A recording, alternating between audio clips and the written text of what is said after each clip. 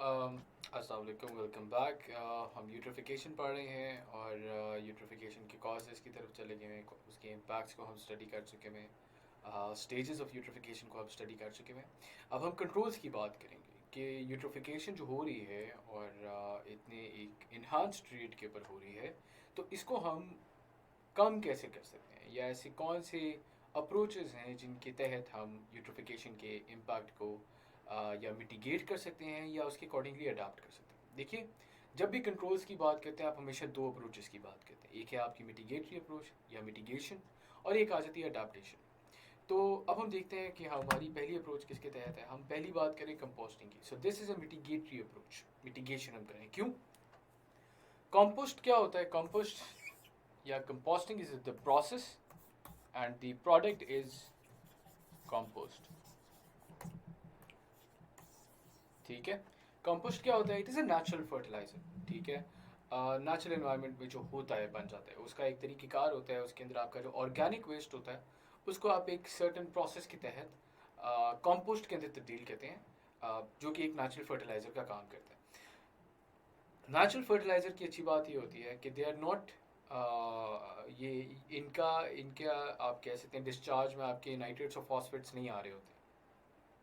ठीक है, जिसकी वजह से नेचुरल फर्टिलाइजर जो हैं excessive leaching of nitrates and phosphates का भी बायस नहीं बनते, उसका एक सोर्स नहीं बनते। ठीक है, that is why compost becomes the first mitigatory approach. Mitigation के एम्बिट के अंदर ही आ जाएगा। ठीक है, क्या है composting? Practice of converting organic matter such as food residues and decaying vegetation into compost manure. Composting is a process. Compost manure is the end product. The nutrients present in the compost manure are deficient of the high concentration of nitrates and phosphates that feed the algae and the microbes in the water bodies. ये deficiency रखते हैं nitrates की और phosphates की। ये nitrates और phosphates के ऊपर डिपेंडेंट नहीं होते हैं, unlike the contemporary man made fertilisers, जिसकी वजह से जब अगर वो लीचिंग हो भी जाती है और सरफेस रनऑफ के तहत पहुंचते भी हैं तो एल्गाई ब्लूम का बायस कंपोस्ट नहीं बन रहा होता। इसके अलावा अगर बात करें, इसको हम न्यूट्रिएंट लिमिटेशन भी कहते होते हैं। इस method of controlling eutrophication is also known as nutrient limitation. क्यों? क्योंकि न्यूट्रिएंट लिमिटेशन इसको हम इसलिए कहते हैं क्योंकि ज़ाहिर है, अगर आप इसी सेकंड पॉइंट के ऊपर गौर करें, मैंने आपको कहा कि it is deficient in nitrates and phosphate. तो न्यूट्रिएंट लिमिटेशन यानी limitation of the nitrates and phosphates that reach the water body. So this is the first control method. इसके अलावा अगर हम बात करें, बल्कि उससे पहले ये आप देख सकते हैं, this is all natural and organic waste है। आपको एगशेल नज़र आ रहा है, आपको इसके अलावा लीव्स वगैरह नज़र आ रहे हैं, आपको ये कुछ वेजिटेशन नज़र आ रही है, सारा नेचुरल है। ठीक है, एक तकरीबन 14 दिन का प्रोसेस होता है, ये 14-day प्रोसेस। और इस प्रोसेस में आपने क्या करना होता है, इस वेस्ट को आपने हर दिन इसके हीप्स बना के आपने इसको फिर से मिक्स करना होता है। ठीक है, कंपोस्टिंग के ये एक प्रोसेस है। This is a side information. End result क्या होता है? End result, this black thing is compost and it is a natural fertiliser. ठीक है, फिर अगर हम बात करें आपकी रिड्यूसिंग पोल्यूशन, देखिए हमारा एक मसला था एग्रीकल्चरल फर्टिलाइजर्स का। अगर आपको याद हो कॉजेज़ में एक हमारा मसला था ऑफ इंडस्ट्रियल डिस्चार्ज। तो उसके अंदर रिड्यूसिंग पोल्यूशन आता है, जिसके अंदर आप वेरियस वाटर ट्रीटमेंट जो है आप इस्तेमाल करते हैं, जिसके अंदर आपका आप कह लें सिंपल फिल्ट्रेशन हो सकती है। ठीक है, इसके अलावा बायोलॉजिकल डाइजेशन। ठीक है, अब ये कुछ जार्गन्स हैं जो कि आप इस्तेमाल कर सकते हैं। Filtration, biological digestion, anaerobic digestion. ठीक है,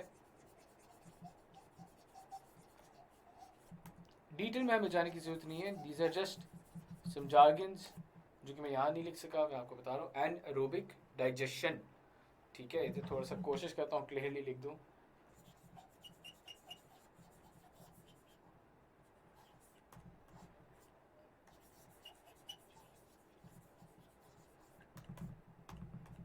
anaerobic digestion, biological digestion, filtration, ठीक है। ये वो तरीक़ेकार है जिसके तहत आप पानी को थोड़ा सा साफ़ कर सकते हैं और वो जो डिस्चार्ज आ रहा है आप उसके अंदर से नाइट्रेट्स और फॉस्फेट्स को कम कर सकते हैं उसकी मिकदार को। तो this is one of the other एक कंट्रोल इसको कह सकते हैं। फिर अगर हम बात करें इसके पिक्टोरियल रिप्रेजेंटेशन की, तो आप देख सकते हैं कि पानी जो पीछे से आ रहा है वो ट्रीटमेंट सेंटर से होता हुआ आपका फिल्ट्रेशन, ये आपकी बायोलॉजिकल डाइजेशन हो रही है, ट्रीटमेंट स्टेज है, सेकेंडरी ट्रीटमेंट स्टेज, फिर आपका ये उधर से गुजर के फाइनल ट्रीटमेंट स्टेज के ऊपर आया फिल्टर्ड इनटू द रिवर। यानी एक पूरी का पूरा ये प्रोसेस दिखा रहे हैं जिसके तहत आपकी फिल्ट्रेशन हो रही है, बायोलॉजिकल डाइजेशन हो रही है और उसके तहत आपका फिर रिवर में डिस्चार्ज हो रहा है।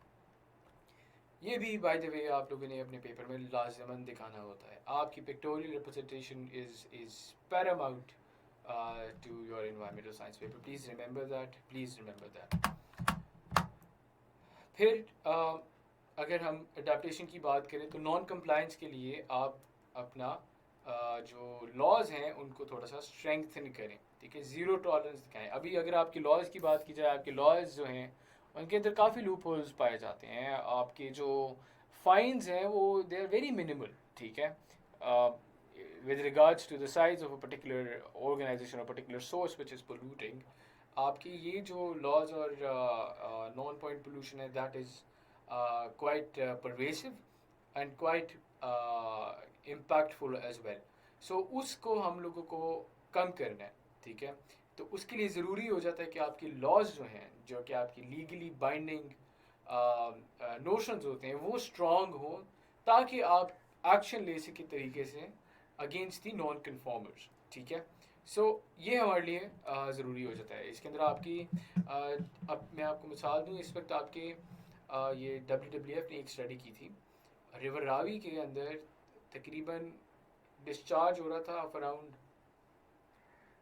एनालाइज किया गया था 1000 के करीब टेक्सटाइल टैनरीज के डिस्चार्ज को, textile and different industrial sectors, उनके डिस्चार्ज को एनालाइज किया गया था रिवर रावी के, and most of them I can not really quote a number but most of them was untreated waste, ठीक है, मोस्ट ऑफ देम, जिसमें परसेंटेज हायर एंड की तरफ है मोस्ट में भी, ठीक है।